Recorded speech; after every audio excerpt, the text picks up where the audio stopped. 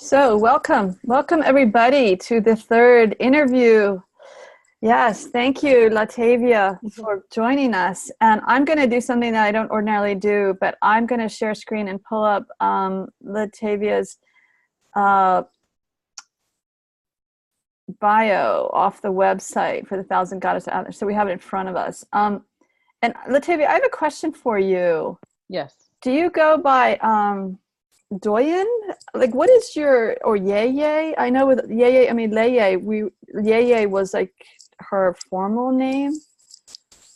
So, Latavia Doyin Jones is my my given name, my English name. okay. My title or spiritual name is Yeye Doyin Aduke. It's the shortened version. Yeye is the title for chief or chief priestess or high priestess. Doyin means to sweeten with Oshun's honey. It's short for Ifa Doyin. Ifa has finally become sweet with Oshun's honey.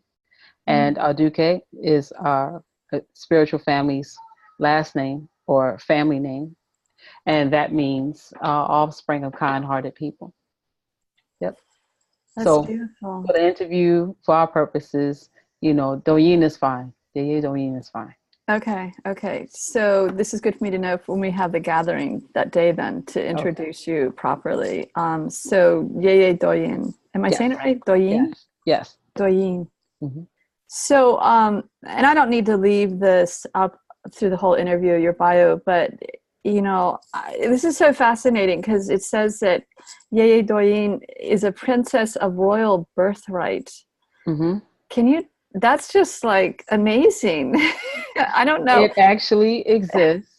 My father, my biological father, how can I say that? Paternal grandfather. My paternal grandfather was actually from Benin Republic, and he actually was a part of the royal court of a particular village in Benin, the village of Zamboji, just outside of Wata in Benin Republic.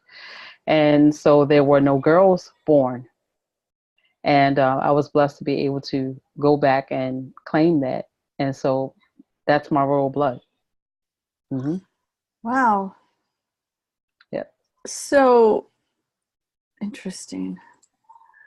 So what does that mean in America? That's what I usually say. Like, it usually doesn't mean much of anything. You remember the movie of Coming to America, and he was trying to hide his identity. And then when he went back to his country, or I think he was in a museum, someone recognized him and said, "Oh, that's the Prince of Zamunda." It's kind of that kind of feeling. But when I go to Benin, I am a Beninois national. So that's where I think it most applies. But until then, as far as what it means here in America, it means a lot as far as my lineage, my bloodline, for my children, my grandchildren, my great-great-grandchildren. Amazing. So you were initiated to Oshun in 2000. By the way, it's spelled two different ways: O-S-H-U-N and O-S-U-N. O-S-H-U-N is usually diasporical because in the Yoruba language, there are two S's in the alphabet. One with a dot underneath that makes the sh sound, and one without the dot that's the sound. So for people to understand, you can Oshun, O-S with a dot underneath, U-N, and O-S-U-N are two different divinities, or two different divinities, Osun and Oshun. So for people to be able to distinguish the difference you may see in the diaspora outside of Yoruba land, you'll see O-S-H-U-N. Either way is fine. Neither one is incorrect. So when you say two different divinities, you mean two different deities? Yes. Mm-hmm. Two different spiritual beings. Right. Oh, that's important then. Okay. That's important. Then I need to stop using the H, I think, because I wasn't sure. I'll have to go back in and catch that. No, Oshun is Oshun, who we're talking about. Osun, O-S-U-N, without the dot underneath, is a different divinity. That's part of the hunter divinities or the warrior divinities. But it says here in your bio that you were initiated to Osun then. Right, because in the original bio, it had the S underneath. Oh, right. Okay, yeah, and that's the way they transferred. Right, transferred. drop the Okay. accent mark. Mm-hmm. Okay. Well, when I find time in the next few days, knock on wood, I'll go back in and add the H then. Maybe I'll do it at 3 in the morning tonight in my extra hours. So you have been ordained as the chief of Osun and Obatala worship for the Maryland, D.C., Virginia region. That sounds rather auspicious. It's a lot of work. It's a lot of work. But it's definitely rewarding in that my responsibility, one, is to overlook the waterways, the health of the waterways in our area, and also to overlook or to be a resource. I don't want to say supervise, but to be a resource for anyone who believes in Oshun, who worships Oshun. Not that I'm an expert, because we learn every single day, but we're close. In any case, to be a resource for those who want to know more about her, who need her, who worship her. So you're not just out there, trying to figure it out from YouTube or the internet. Sure. Mm-hmm. But for the waterways, though, this is so fascinating, because I used to do a lot of watershed education work and water monitoring with students and community groups. I got a master's degree and worked internationally doing that eons ago. Wow. So this is kind of an interesting sort of circling back into, but that was very TikTok. I mean, I make the distinction between TikTok and spirit work. Right. I mean, that was like, in the science classes, you go in and you monitor, and then you go to the English class and you learn how to write a letter to your elected official. And, right. But, okay. Wow. My brain is already buzzing with lots of questions. I'm going to stop share screen so that we can focus more on just chatting with each other. Okay. There we are. Thank you to everybody who has joined so far. Hi. Oh, is this your child? No. I was saying welcome to everybody. To everybody. I was like, what people don't know is that Amma Chandra is an amazing friend of yours. Yeah. And so Amma is taking care of your kids in the other room while you're in her partner's office space, I guess, with the door shut. I love it. Because you guys we just work it tight. Out. You guys, you work it out. And your kids' names are Peace and Serenity, is that right? Peace and Serenity. Yep. But my second set of children. Oh, your second set of children. Yes. If I predicted, I think it was in 2004, that I would remarry. I have grown children. It's funny, everybody. It is. I have a 20-year gap between my sets of children. So yes. And I said, no, I don't believe that. If I said, no, you're going to remarry, you're going to have 2 more children. I'm like, no, I don't believe it, And I kind of forgot about it. I felt bad. I'm like, oh God, like I say I believe Ifa, I promote Ifa. And I'm like, I don't believe this. Yep, it happened. I had remarried and I had another set of children. I said, you've got to be kidding. Are you serious? So I have grandchildren. I'm just like, oh my gosh. Yeah. So your boy, his name is Peace? Yes. Now he seems like he has a lot of energy. He has a lot of energy, but he'll chill out. Serenity, that's the firecracker. That's the fire. So her name is like something to aspire to, or I hope, because right now it's really an oxymoron. It really. Oh, she's young. She'll grow into it. So when you say Ifa sad, can you tell us what that means? Mm-hmm. I went to my elders and received what's called Ifa divination, or Dafa. What that is, and when we consult Ifa, the spirit of Ifa, because Ifa is the culture, Ifa is the language, Ifa is also the divinity, right? But when I went to my elders to consult Ifa, we consult Ifa like a spiritual checkup. I would recommend it at least once a year, just like you would go to your physical doctor to see how you're doing. Even if there's nothing wrong, you still would consult Ifa at least once a year to see spiritually, how are you doing? What's going on? Sometimes there are other issues at hand that you may want to consult Ifa about to find out exactly what's going on. How do you need to put things back in balance, or to bless the way of something that's upcoming, like if someone's getting married or having a baby or new job, new house, or if someone has transitioned or any circumstance like that, we will consult Ifa. And Ifa's job is to put things back in spiritual balance, because before things go amok, go awry, physically, it's happening in the spirit already. So what Ifa does is consult any of your ancestors that are stepping up to help you, on this side of reality. Any of the other divinities. And Ifa is not exclusive, saying it's only Ifa and the Orisha and nothing else. No. If it's in your spiritual lineage, if it's in your ancestral lines, you have angels, archangels, Loa, Orisha, Abusum, any of the indigenous, or I don't like saying indigenous because it's all indigenous to somebody, no matter what the tradition, Yeah. Ifa is the one that orchestrates. I need that angel, I need that Orisha, I need that Veda, I need that ancestor, come together and help your child. That's what Ifa does, to help us be able to live in balance, so we can fulfill our destinies in the best way possible. So Wow. that's what a Dafa or Ifa consultation, Ifa divination is. And does that mean you go to someone who has the capacity to do that? Yes, you would go to an initiated Ifa priest to do that.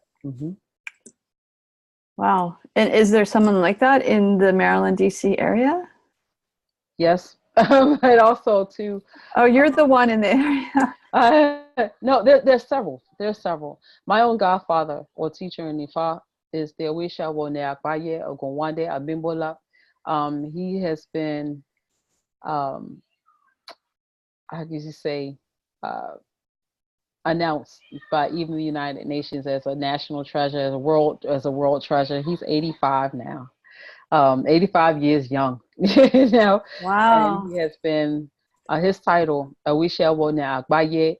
It means the spokesperson for Ifa, the representative for Ifa for the entire world. Yep, I'm very blessed and very honored to have been a student for so long. Yep. It's just so fascinating. I'm just kind of like dumbstruck right now. So, okay. My brain's going to go this way, this question, or that way with that question. It's a lot. Well, but let's talk about Osun. Mm-hmm. Osun, because I don't know how to say it. It's okay. Because I know a teensy weensy bit about Yemaya. Yemaya? Mm-hmm. You say Yemaya or Yemaya? Some say Yemaya, some say Yemonja. Either way is fine. Okay. And for those who don't know who, well, actually, let's start with Osun then. If you would help us understand who she is within your tradition. I mean, you clearly have a powerful relationship with her. I'm honored. And thank you also for this interview. I think it's really awesome what you're doing with the 1,000 Goddesses. And finally, we get a chance to at least meet face to face on the screen finally. I know. We should give a little aside for everyone listening right now, because last time we did it in 2016, 2 years ago, you and I, you just popped up on Facebook, a little message. Hi, I understand you're doing this. Do you need anyone doing spiritual clearings? I'm like, oh my gosh, yes, we need a smudging station. Someone mentioned that. I'm like, oh yeah. And you said you were going to be there with your priestesses. And I'm like, you just said, I'll do it. You just appeared out of nowhere, which is the way this whole event is working out. People just appear like, I'll be there. I'll do it. I'm like, thank you.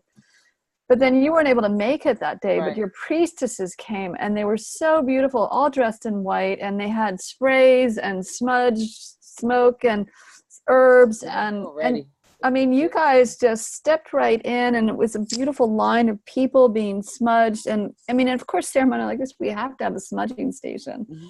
So now you and I are finally connecting. Finally. I know. Finally. Nice to meet you, finally. Yes, finally. Yes. Anyway, so getting back to, I still don't know how to say it, Osun. Osun. It's all right. Osun. It's okay. Osun is one of the Orisha. We have Ifa, you have what we call the Arumale, or other divinities, right? Other angelic beings, if you will. And then you have specific Orisha that were created just for human beings. The Irumele, the other divinities, are for anything and everything that Olodumare, or God, Great Spirit, created. And the universe is. There's more than one universe. Right? The Orisha are just for human beings to help us in certain aspects of our lives.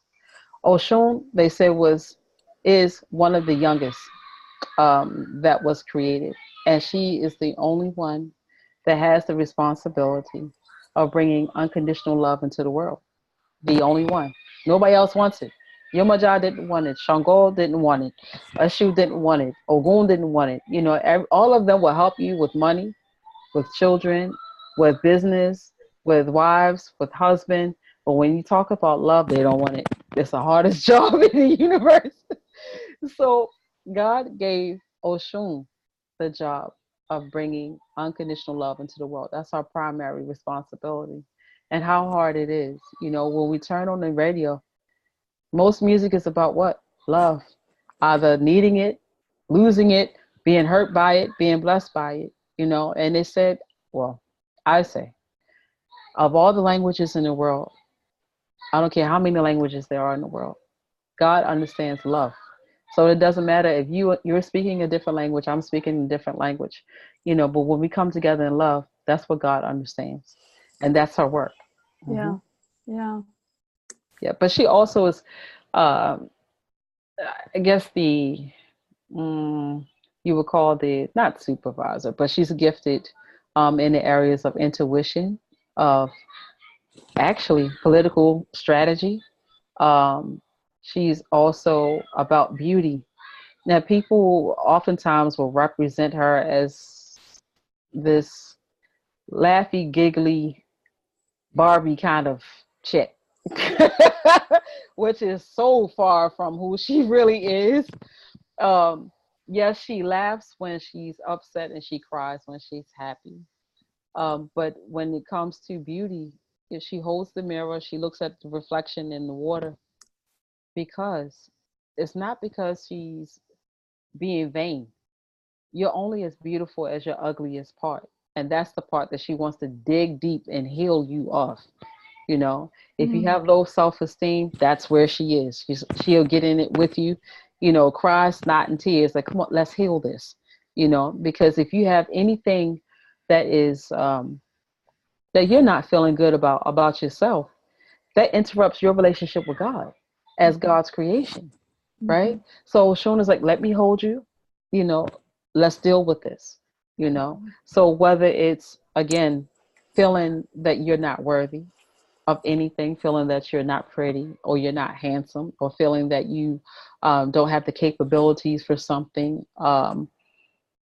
just lacking confidence, and even lacking the ability to love or even know what love truly is, you know, and what it smells like, what it feels like. And because if you don't know what it smells like or it feels like, you can't give it, right? So that's her job. You know, that's Oshun's number one priority. So I feel like she's really come in the past few minutes with you talking. Yeah. Well, you feel that. Yeah. No, I can feel that. The energy has shifted. Yeah. And you look different. It happens. You know, in this work, you kind of get used to it. Like, oh, she's here. Yeah, she's here. No. Yep, she's here. Hi. Right. I'm here. Right.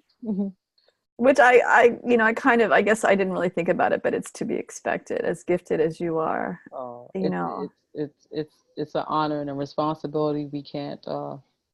Well, it's not a light switch. We don't get to turn it on and off. You know, she does what she wants to do when she wants to do it. So, you know, she's like, well, since you're talking about me, let me come on in. Yeah. I mean, my rapport with Mother Gaia is the same. So I can relate to this, which I guess allows me the sensitivity to feel when another deity comes in too. I need to share this with you. A quick little story is the woman who is going to be our stage manager at the gathering. I didn't know her from Boo. A friend referred her to me. We got on the phone and I said, this woman's a professional. Like, she's been doing stage management for 20 years in DC. I said, well, I don't really know what your spirituality is, but we're doing this goddess gathering. And she goes, oh, I heard about it. And then she said, oh, I have an Osun altar at home. I felt Osun come right in, you know? And I said, well, Osun just came right in as you said that. I guess you're the person who's meant to be our stage manager. How about that? I think that was preordained before we even knew it. So, yeah. So what would Osun like to share with us now, since she's here and she has the floor? Oh, how about that? Oh, well, one thing for certain, you know, she loves you so much and she appreciates what you're doing. And it's really powerful that anyone would have they say Osun is pretty ballsy, you know, that she is quite feisty. You know, so that's why, so when people think that she's this laughy, giggly something, I'm like, really, where did you read that? Because I know her as quite different, you know. She's not afraid to start the war, but she is not afraid to end the war. But one thing for sure, she says, you know, love as hard as you fight. You know, if you want to love it, you fight for it, you know. But definitely, this is a blessed event, and actually, it's see her around you, you know. And we say that the Orisha belongs to everybody. Anybody can call on Osun or any of the other Orisha. Your ancestors are your own, you know, but the Orisha, they belong to everybody, you know. And this is really, really, again, is really powerful that you are being obedient and is following your spirit guides, you know, to move forward and to do this immense work. Like, we may think we come up with a little plan, like, oh, it may be 5-6 people and it turns into 5,000-6,000 easy, you know, like, oh my gosh, that's their work, you know, that's their work, you know, and everyone's else's spirit guides that are represented when they come, you know. So she's very happy. Well, I'm honored that she's sharing that through you to me. I mean, not to get too much involved in that end, but just briefly, when I just did the interview with the other gentleman an hour ago, I mean, I said at the end of the interview, most people have no idea how powerful ceremony is. Most people don't know. And that those in the spirit realms are waiting for us to tap. That's right. A lot of people don't really know that either.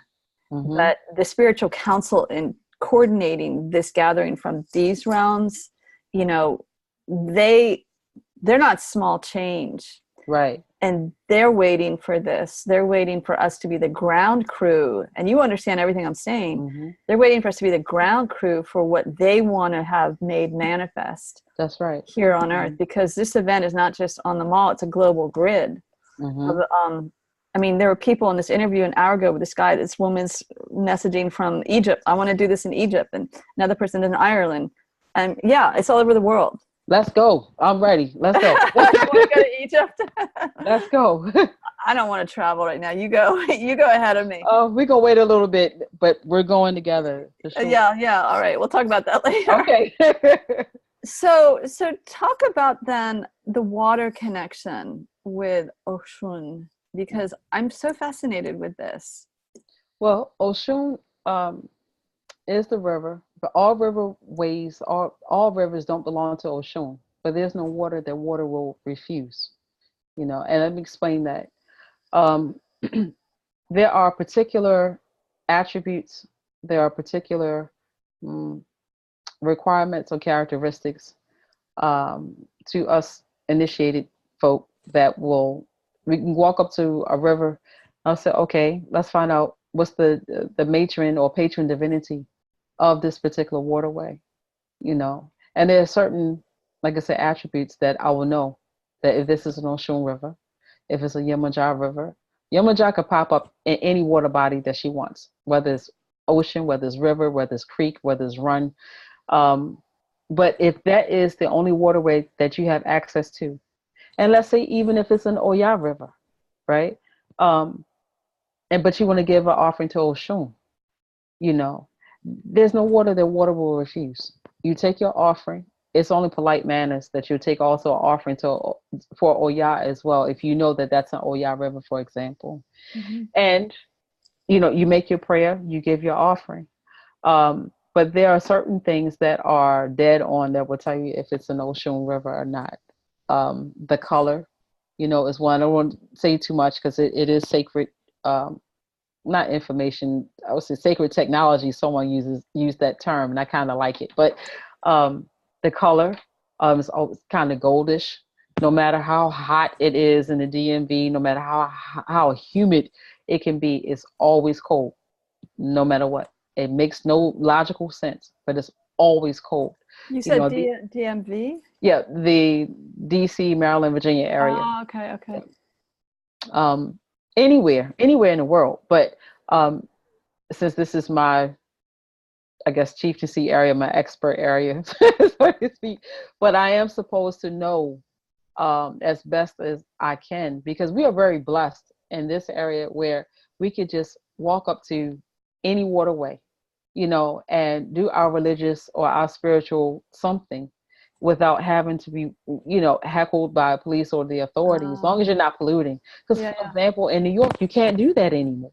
Really? You know, you have to get permits. You will get locked up if you are saying, okay, well, I just gave an offering of flowers to the Hudson River. Oh, you're going to pay a fine for that, you know? What? And we are so free here to be able to go to any waterway, you know, and be able to worship the way that our spirit calls to. Yeah. Wow. This is interesting. So you can discern which deity is connected with that particular waterway. With a particular waterway. By the different, and I know it sounds like that's sacred knowledge that shouldn't all come through here. And we don't have a lot of time in this interview either. But can you talk a little bit more then about Yemaya? Yemonja. Yes. We call her the Big Mother, you know, the Big Ma. Yemonja literally means Yeye Moja. It's the mother of the big fishes. She is the matron divinity or matron of all of the Orisha. They said all of the Orisha were birthed through Yemonja. Her colors typically are blue and white, or royal blue and white, or royal blue and silver, or royal blue and iridescent. Again, she can pop up in any waterway that she wants to. In traditional Yoruba land, the Yemonja River is the Ogun River that runs through Nigeria. Yemonja takes care of family issues, particularly women's fertility issues. Oshun touches on that as well, but Yemonja really gets in deep, you know, dealing with matters of healing the family, you know, womb issues.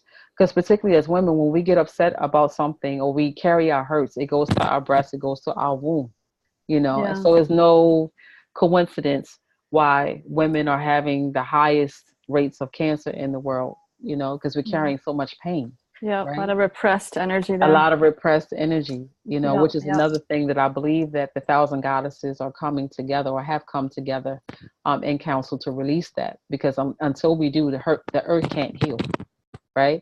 So, but anyway, Yemonja, her number is 7, and she absolutely loves children, loves the whole concept of family, of making children, make as many children as you can. Oh my! To build up the village, to build community. You know, that's what Yemonja. That's one of her many specialties. But she loves women's egbe meaning women's societies. You know, that when the women come together to make a plan for a thing, it happens. It gets done. You know, that's what Yemonja absolutely loves. Egbe. I've heard that word, egbe. So I hope this question comes out okay. I'm trying to figure out how to frame it. Is Yemonja considered a more powerful deity or Oratia than Oshun? She's older. She's older. She's older. Okay. And being the mother, this Yemonja and Obatala are the mother and father that came together and gave birth to the rest of the Orisha. And Oshun being the youngest, almost being the baby, the last one that was created, to help human beings. So being older, yeah, you'll tend to be wiser, a little bit more patient, a little bit, dare I say, more knowledgeable about things. A mother knows her children, no matter what. A mother knows her children. So I would answer that in that way. Okay.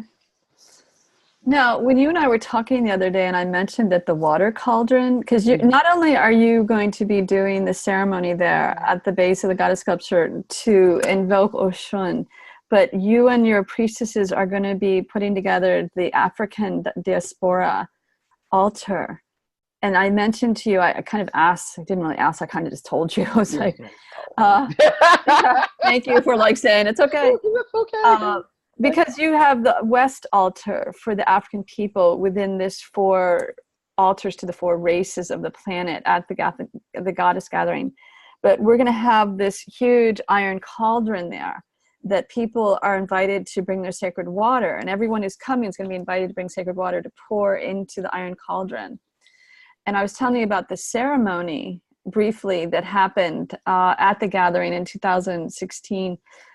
Which was, by the way, led by another Yeye, who you know of. I don't know if you've ever met her, but Yeye Omileye.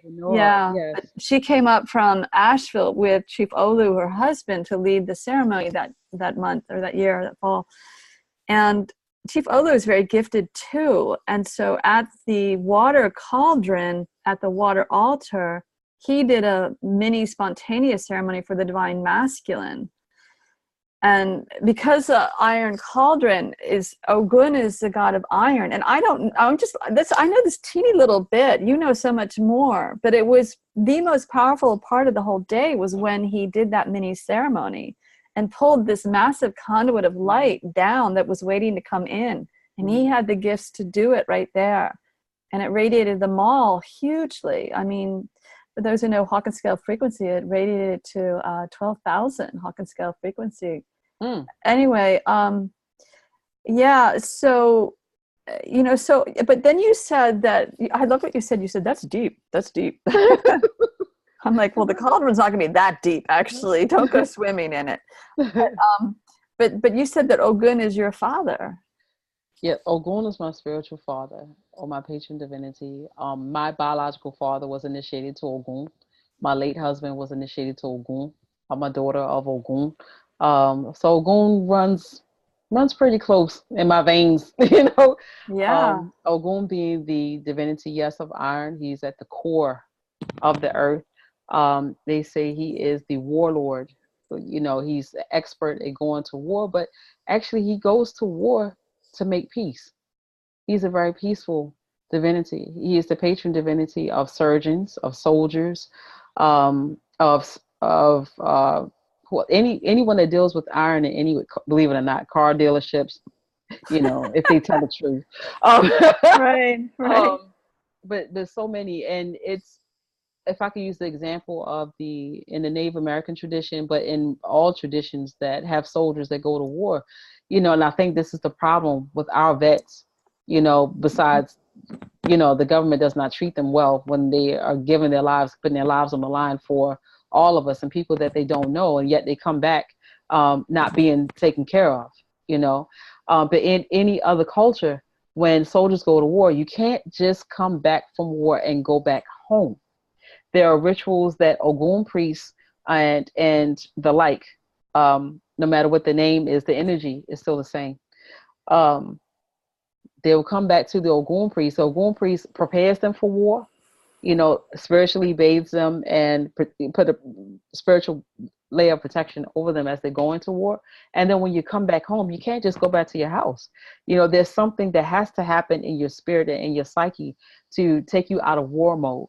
Yeah. So that way you could be welcomed back home. Yeah. There was some messages to their families to say, okay, your husband or your brother or your son has returned back safely, but he's going through his cleansing, he's going through his healing, and there were hardly, if any, incidences or reports of post-traumatic stress disorder, the levels of domestic violence and all these things that we see when our vets come back home and they're just going home.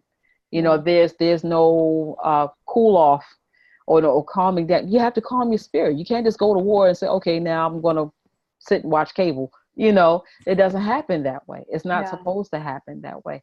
So that's one of the responsibilities of Ogun, and which ties in why it was so deep. When you said, okay, the cauldron will be there for Ogun, and the water ritual was there because water and honey is one of the things that we used to call Ogun. So really, we're invoking peace during the 1,000 goddesses gathering through giving the water to Ooh, chili bumps on that. Yes. Somebody. So actually, and it was something that you didn't have prior knowledge of. Spirit just told you to do it. Yeah. You know. So we definitely need peace. We definitely need peace. Yes, we do. So I know that you needed to end this kind of early night because your kids are at this other house and it's a school night. We got 5 minutes. Yeah, we got 5 minutes. I'm feeling like in the last 5 minutes, would you like to offer a blessing to us? Oh, really? Okay. Am I putting you on the spot? It's okay. I mean, when you're of service, you have to be ready at all times. But I left my bell in the other room, but that's okay. It's okay. We usually for Osun we use a brass bell because she loves brass. To invoke her, or water. You know, we use to invoke her, but. You know, O mio, O tao, edano, agbao, kaile, lule, yaje, shaloe, anshekishi. Yeye Osun, we thank you for today. We thank you for yesterday. We thank you for tomorrow.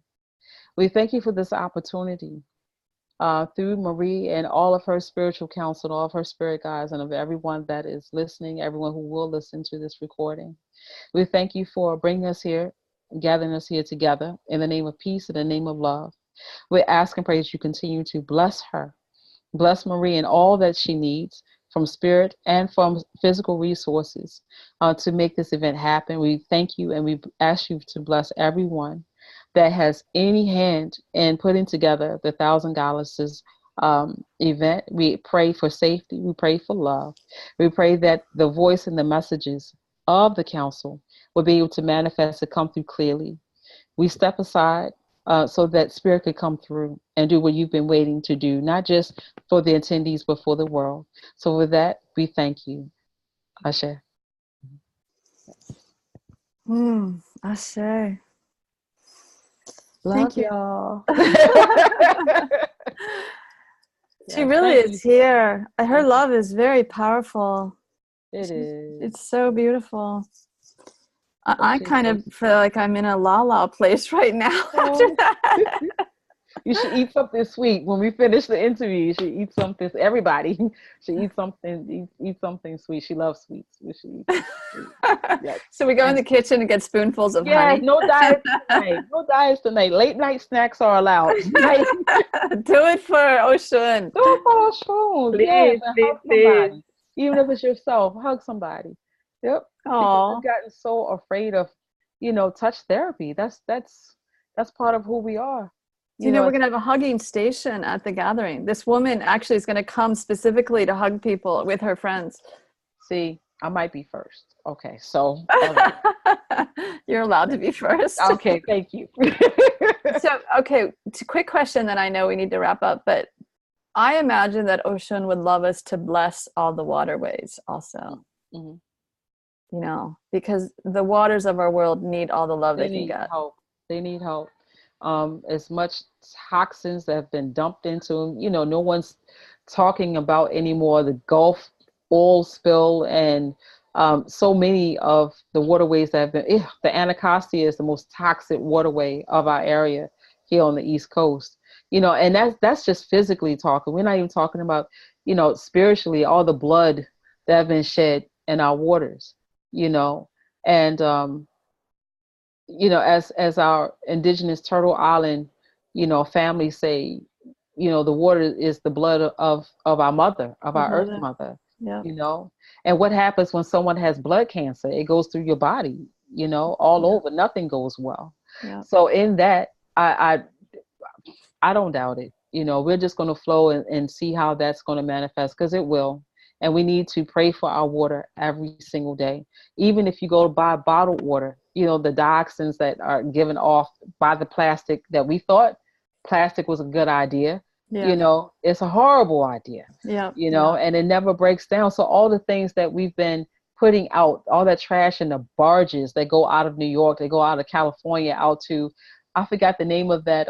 It's how many miles wide now, all that plastic that big trash, together. island. Right. And then 500 miles or something. I don't know. Something crazy, Yeah, I don't know. And even the fish that when you cut them open, they have bits of plastic inside now. And then there's the microscopic particles. So just for everybody who's listening, and I'm sure you do something like this, Doyin, but I actually, every bridge I go across, I put my hand up and I say love and light. I send heart love to the water that I'm crossing over on the bridge. I mean, that's all it takes, is that mindfulness on that level. Or if you're flushing your toilet even, hey, thank you, love and light. Now that's kind of different to think about, but it's still water. It's still water. And just like the if I could interject real quick, the work of Dr. Isui. Go in there. I guess our time is up. Here comes Serenity. Say hi. Hi. I love it. Our time is up, actually, but I love that she came in and we got to meet her. Right at the end. But Dr. Isui, the Japanese scientist that did the work on water crystals. If anyone get a chance, it's a little small book. Watch out, baby. It's a little small book, but it's really powerful how he took the water samples. And in one sample he spoke love into, froze it, looked at the crystals, and the crystals were perfectly shaped, looked like beautiful snowflakes. He spoke hate into the next one, and it was all deformed. So he did that for thousands of samples, and it's really amazing. So when you even put that back, so even when you buy water, you don't know how long. You don't know how it's been harvested, if thanks been given for it. Yeah. Like you said. Secondly, how long it's been in that plastic bottle, and what kind of conversations happen, what kind of vibrations. So if we are full of water, if we are 70% water, the music you listen to, the conversations that you're around, and everything is really impactful. It's really impactful. So there we could go all night. I know we could. You need to go because your kids need to get home. It's school night. Listen, thank you. It's been an honor. Thank you so much. True honor to be with you tonight and with Osun. And we will, you and I will be in touch before then, but definitely those coming to the 1,000 Goddesses Gathering, you will be there leading ceremony to Osun. Yes, please come. Everybody come. And even the men, please come. We need you. Yeah, divine masculine guardians, we're calling for you. And bring chocolate. We have chocolate stations. Oh, you're speaking my language. Oh, you didn't know this? Yeah. Bring chocolate to share. It's right before Halloween. You can get those big bags. Chocolate and hugs. Oh, I'm happy.